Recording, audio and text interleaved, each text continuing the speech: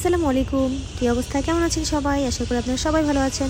So আজকে আমি share করব আপনাদের সাথে আমার ইন্ডিয়ার ভিসা নিয়ে।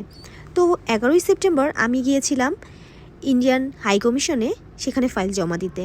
সেখানে জমা দেওয়ার পরে আমাকে ডাকেনি, প্রায় 15-16 দিন পরে আমি স্লট কিনেছি দালালের মাধ্যমে কেনার পরে আমার স্লট এসেছিল হলো 29শে সেপ্টেম্বর।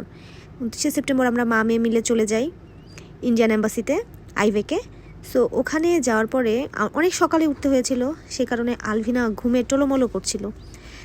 যখনই গেট খুলে দেওয়া হয়েছিল, মানুষের ভিড় আর মানুষরা দৌড় দিয়ে যে সিরিয়াল মেনটেন করছিল কি সিরিয়ালে দাঁড়াচ্ছিল। আমি আর আলভিনাও দৌড় দেওয়া শুরু করে দিয়েছিলাম। যাই হোক, তারপরে আমাদের বায়োমেট্রিক হয়ে গেল। বায়োমেট্রিক হয়ে যাওয়ার পরে আমাদের ডেলিভারি ডেট দিল হলো পাসপোর্টের 19 অক্টোবর।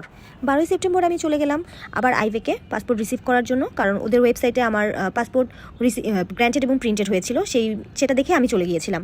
কিন্তু যে দেখি যে আমার পাসপোর্ট আসেনি, ওরা বললো যে মেসেজ আসছে। আমি বললাম যে না, কোনো মেসেজ নেই। বললো যে মেসেজ আসলে তারপর চলে আসবেন। তারপরে কি বাসায় আবার ব্যাক করছি। কিন্তু একটা মজার কাহিনী হলো কি, ওই দিনে আমার রাত বাজছিল, কিন্তু আমি তখনও পাসপোর্ট পাইনি। এই দুঃখ আর কাকে বুঝাবো। পরে যখন বাসার কাছাকাছি চলে আসার পরে দেখলাম যে আমার মেসেজ আসছে। আমি তারপরে সঙ্গে সঙ্গে আমি আবার ব্যাক করে পাসপোর্ট রিসিভ করতে গেলাম। ভাই আর একটু আগে আসতো তাহলেই তো হইতো।